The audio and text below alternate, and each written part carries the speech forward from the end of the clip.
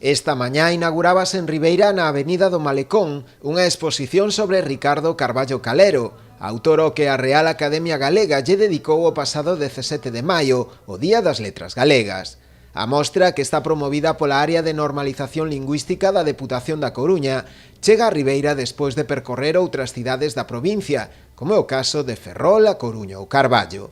A exposición inaugurada esta mañá componse dun total de 13 paneis que percorren a traxectoria vital e profesional deste autor, que dedicou toda a súa vida á defensa de Galicia e da súa cultura. Esta exposición aborda a figura de Carballo dende un punto de vista biográfico, que nos permite tamén poñer de relevo a súa figura